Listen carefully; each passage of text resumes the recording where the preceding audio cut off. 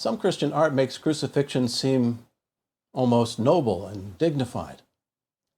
But nothing could be further from the truth. What evidence is there to help us learn the facts about the crucifixion of Jesus?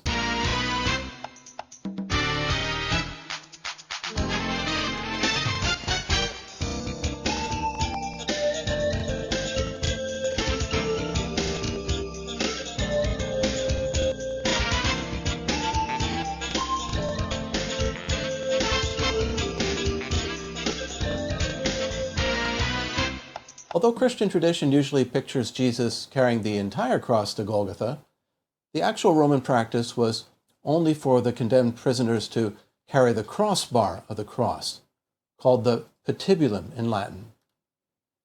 But if Jesus was only carrying the crossbeam, why did he fall down under its weight? Or at least that's what we assume happened, because they made Simon, a bystander, carry his cross. As Luke tells us in Luke 23, verse 26, "And when they led him away, they laid hold of one Simon of Cyrene, coming in from the country, and placed on him the cross to carry behind Jesus." Why did Jesus need help? Well, you have to remember that before this, he'd been given the scourging, the whipping. As it says in Matthew 27, verse 26, "Then he," that is Pilate, "released Barabbas for them, but after having Jesus whipped, he delivered him to be crucified." The whipping was a regular part of the process of crucifixion. Florus, for example, a later governor of Judea, also had people whipped before they were crucified. And they brought them before Florus, whom he first chastised with stripes, that's the whipping, and then crucified. And many other examples could be given. The Jewish people also used whipping as a form of punishment, but when they did it, it was limited to 39 lashes. As it says in Deuteronomy 25, verse 3, "He may beat him 40 times, but no more, lest he beat him with many more stripes than these, and your brother be degraded in your eyes." But since Jesus was whipped by the Romans, he could have received many more. This whipping was done with something like what we call a cat o' nine tails, a whip with several cords on it. This was known to the Romans as a flagellum. Along each one of these cords were tied small metal balls or sharp pieces of bone. The damage from the whipping came not just from the impact of the cords when they hit you, but from the tearing of the skin by the cords and by the pieces of bone that ripped into the skin of your back. After this was done dozens of times, you no longer had any skin left on your back, just a big open wound. Some people died from the whipping alone. After this, Jesus was mocked by the soldiers, who pushed a crown of thorns down on his head and beat him on the head, which probably also drew some blood. As it says in Matthew 27, beginning with verse 29, "And after weaving a crown of thorns, they put it on his head, and a reed in his right hand. And they kneeled down before him and mocked him, saying, 'Hail, King of the Jews!' And having spit on him, they took the reed and were beating him on the head." This mockery and derision was not just done in the case of Jesus. Mocking those who were crucified was a standard part of the procedure, as was the whipping. As Tacitus tells us about the persecution of Christians by Nero, they were put to death with extreme cruelty, and to their sufferings Nero added mockery and derision. This is because crucifixion was not simply a method of execution. It was intended to completely degrade and humiliate the person, to shame him. This is what it's talking about in Hebrews chapter 12, verse 2, when it says that Jesus endured the cross, having despised the shame. This is not just the shame as we usually think of it today, that the Son of God died at the hands of the people he created. It was also the very real social shame associated with crucifixion.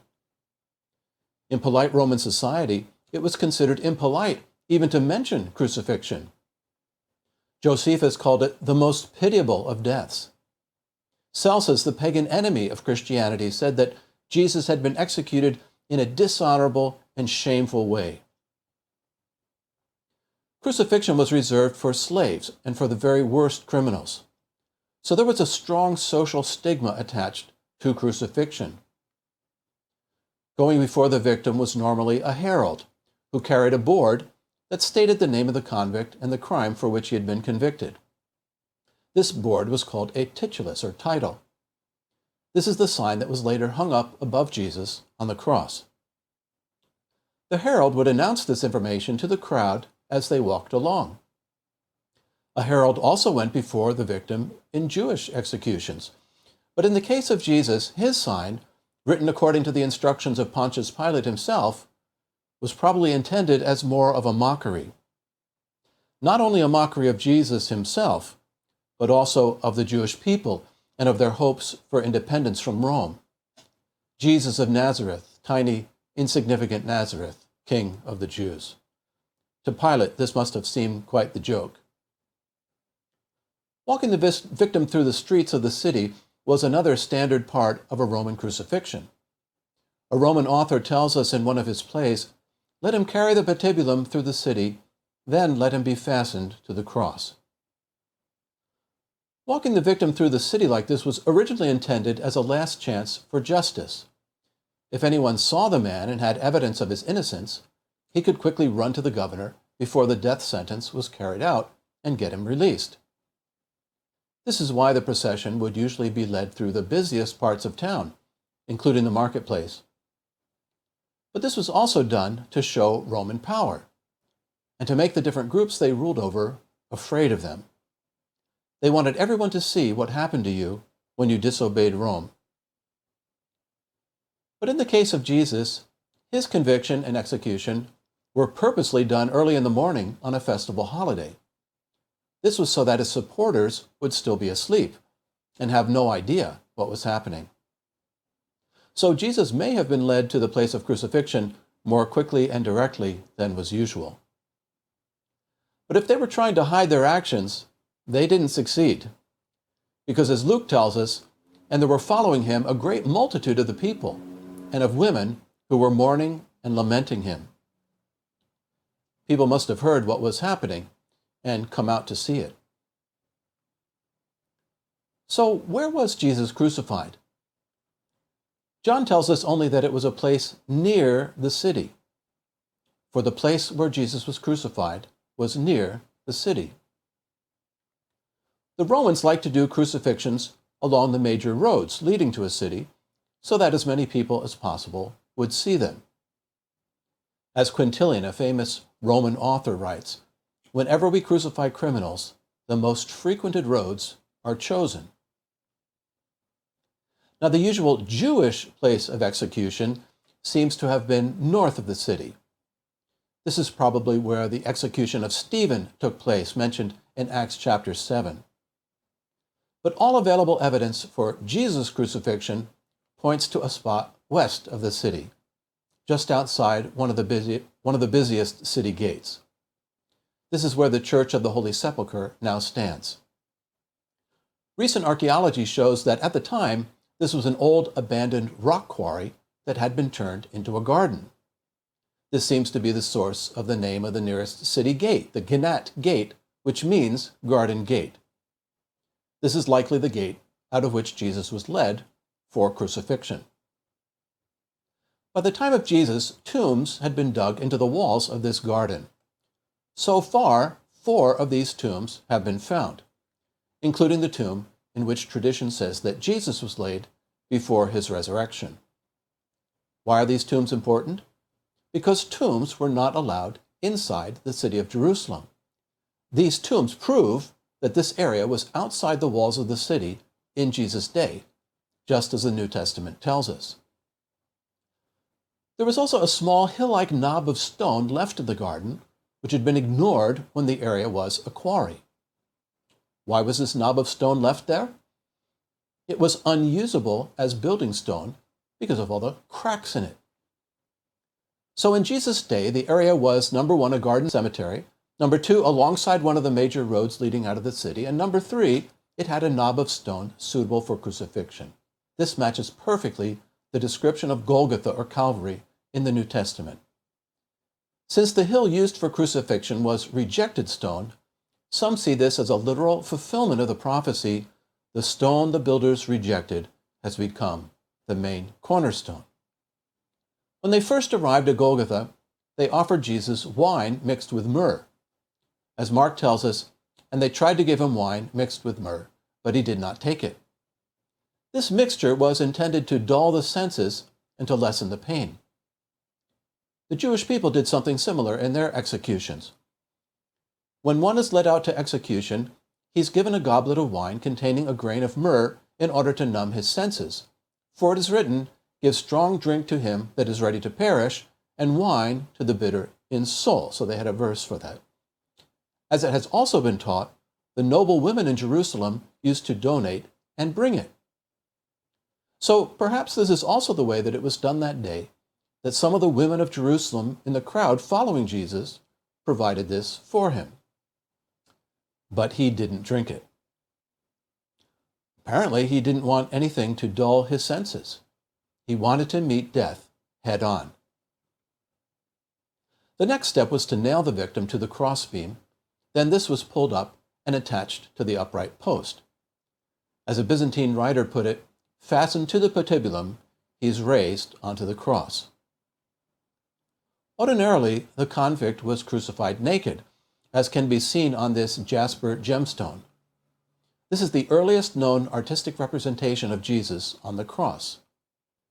Some have claimed that victims were not crucified naked in Judea out of respect for Jewish feelings.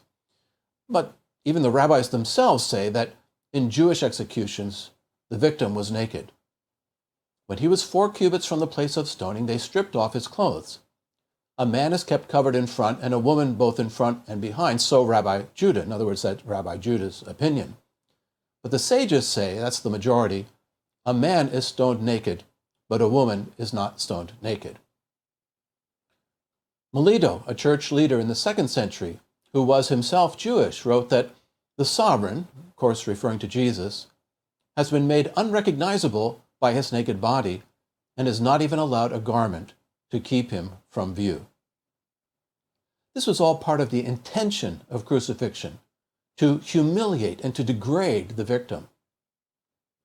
Of course, even the Bible itself clearly says that the soldiers took his clothing and divided it among them. In John chapter 19, verse 23, the soldiers, therefore, when they crucified Jesus, took his clothes and divided them into 4 parts, 1 part to each soldier, plus the tunic. But it, that is the tunic, was seamless, woven from the top in 1 piece. This is also how the tunics of priests were made, of 1 piece, which made it more valuable. So the soldiers cast lots for it. So they said to one another, "Let's not tear it, but cast lots for it, to decide whose it will be." That the scripture might be fulfilled, they divided my outer garments among them, and for my clothing they cast lots. So right there before his eyes, John, the only apostle that was at the crucifixion, saw the prophecy of Psalm 22, verse 18 being fulfilled. A writer from the 3rd century describes what crucifixion looked like to the observer. Punished on their tortured bodies, they see the cross as their fate. In the most bitter torment, they've been fastened with nails to become evil food for birds of prey and grim scraps for dogs. Why does it say that about the food for animals? Well, because normally the victims of crucifixion were left hanging on their crosses until their bodies had been eaten by wild animals. But this was not done in Judea because of the law of Moses that commanded the bodies to be taken down before sunset. But that didn't really make the reality of crucifixion any less horrible.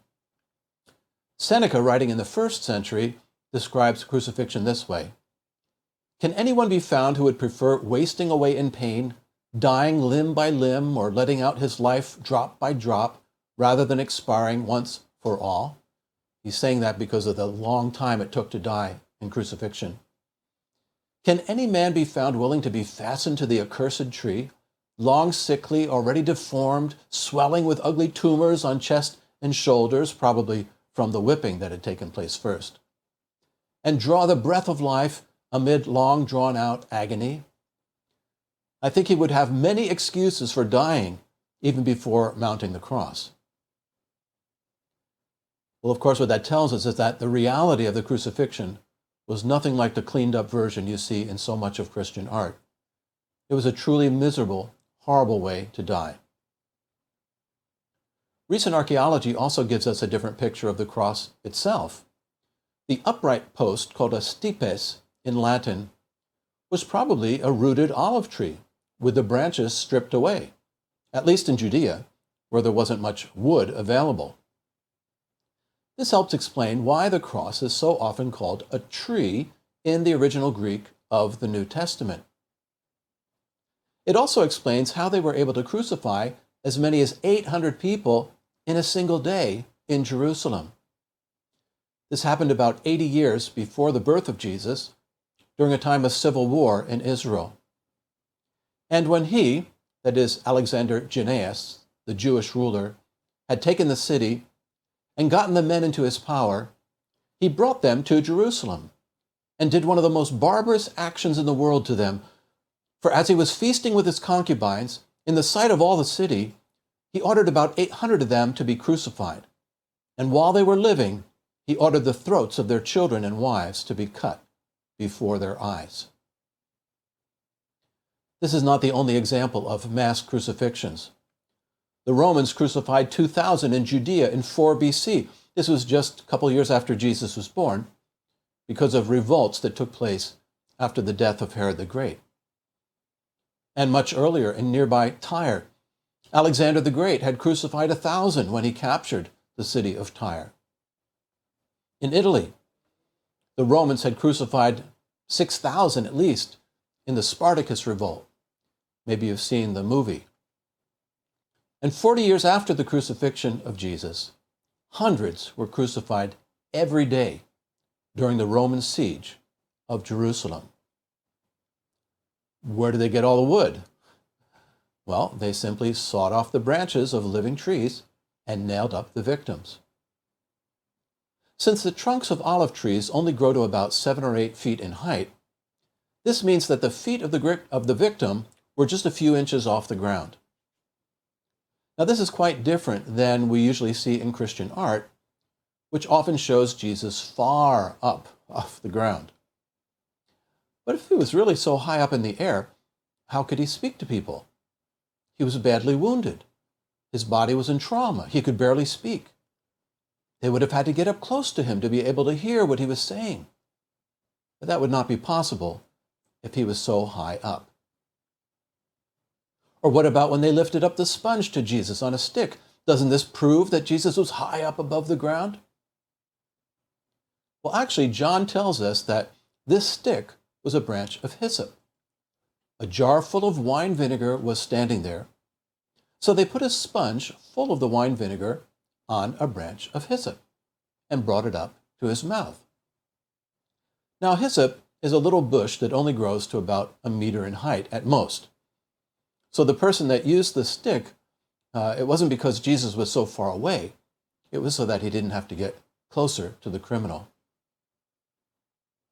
Much of our current knowledge about crucifixion is based on the discovery of a crucified man named John near Jerusalem. We know he was crucified because he still has the nail in his foot. Apparently, when they were nailing him on the cross, the nail hit a knot in the wood and bent. And then after he died, they couldn't get the nail out, and so they buried him with the nail still in his foot. This is because the nail is really more of a spike. It has a square shaft and is 4.5 inches, or about 11.5 centimeters long. When they analyzed the tip of the nail, they found out it had been nailed into olive wood. But the nail was not put through the flat part of his foot, as we often imagine, but sideways through his ankle. Studies have shown that if they put the nails through the palms of the hands or the flat part of the foot, as is often shown, that wouldn't hold up the body. It would just rip through the flesh. Instead, what they did was to put the nails through the wrists and through the ankles. In the case of John, they put his feet on either side of the cross and nailed in sideways through his ankles, 1 nail for each ankle. This is also the way it's shown on some early graffiti that show crucifixion. This is from Puteoli in Italy in the 2nd century. It appears to show the marks from the whipping on the man's back. Do you see that? And it also shows the feet nailed in from either side. There was also a strange gap between the head of the nail and the bone of his foot. Why wasn't the nail driven in all the way? Well, here they found there had originally been a small piece of wood. Well, why was that done? After many hours of supporting your body weight, the holes made by the nails would just get wider and wider. And then eventually you'd just pull free from the cross. To stop this from happening, they put a small piece of wood in front of your ankle and then drove the nail through the piece of wood, then through your ankle and into the cross. This way you couldn't pull off the cross before you were dead. And they did the same thing with your wrists. Otherwise, if they put the nail through the middle of your hand, as is often shown in Christian art, it wouldn't be able to hold up your body. Another method to prolong the agony was to use a small seat or saddle, sedile in Latin, on which the buttocks of the victim would rest. This would relieve some of the pressure on the wrists and on the feet and prolong the agony of death. The Bible tells us that Jesus was hung on the cross at 9 a.m. Mark says, and it was the third hour, that is 9 a.m., when they crucified him.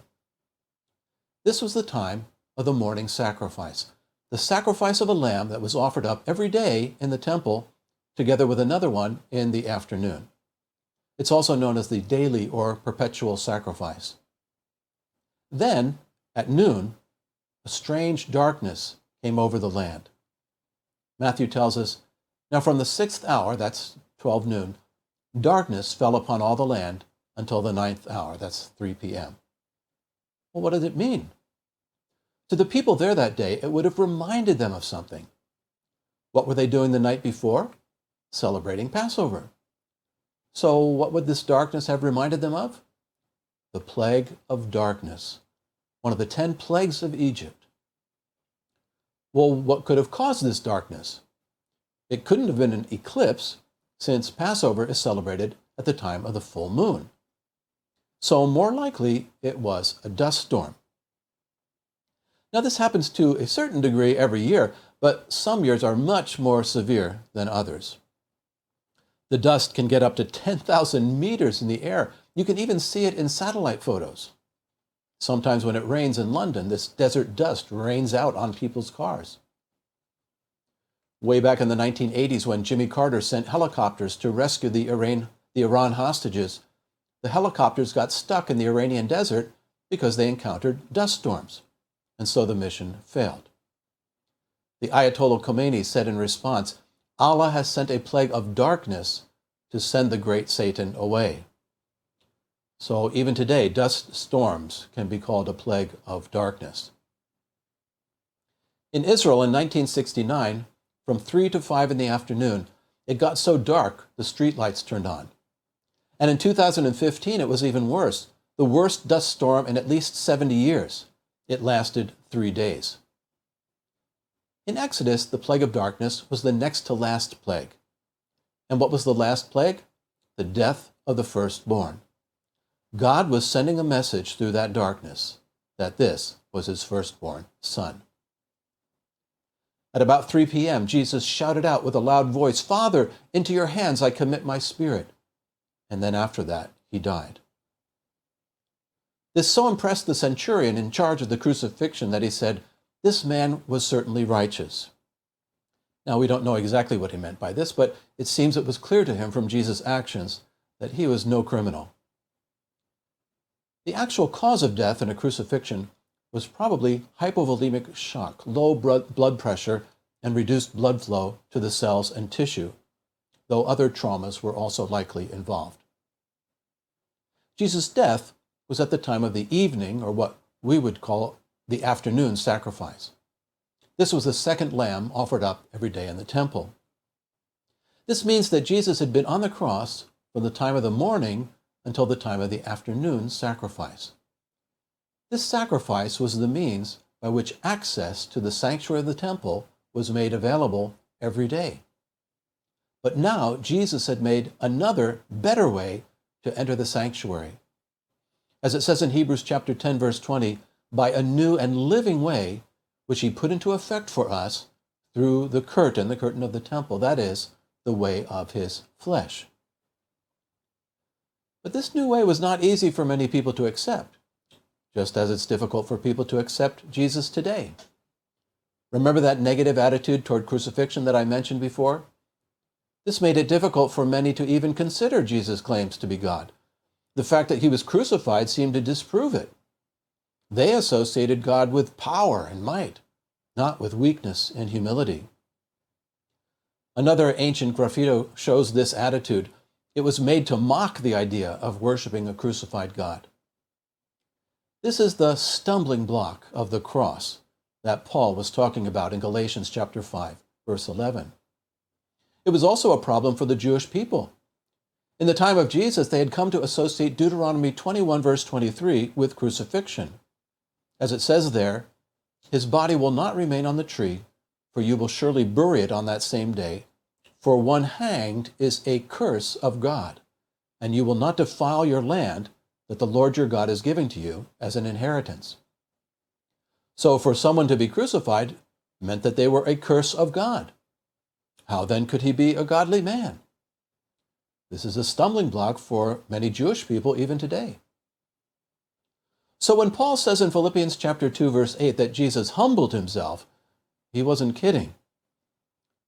Being crucified was as low as you could go in the society of that day. But it's what had to happen for God to redeem us. This is what he's talking about in Galatians 3 when he says, Messiah redeemed us from the curse of the law, having become a curse for us. For it is written, cursed is everyone who hangs on a tree, is referring to that verse in Deuteronomy. Jesus became a curse that those under the law might be set free from the curse. And what did that allow to happen? In Galatians 3:14, in order that the blessing of Abraham may come to the Gentiles in Messiah Jesus, that we might receive the promise of the Spirit through faith. To receive that blessing, we too must humble ourselves to come to Jesus, the crucified Savior. Humble ourselves both in our own eyes and in the eyes of the world. Because that place of humility is where the blessing is located. This is another example of Jesus turning upside down the attitudes and actions of the world, taking this terrible experience of shame and humiliation and suffering and turning it into a victory over Satan and over death. There's so much more we could say about Jesus' crucifixion, but we'll leave it there for now. I hope you've learned a lot more about crosses and crucifixion, and I'm guessing you're pretty grateful right now to be living in a time when crucifixions are no longer a common event. But the biggest thing we have to be thankful for is what Jesus has done for us, becoming the Lamb of God that takes away the sin of the world, so that we might receive the Spirit of God. Amen? Thanks for tuning in. I hope you'll join us again next time for some more fascinating facts from the Bible.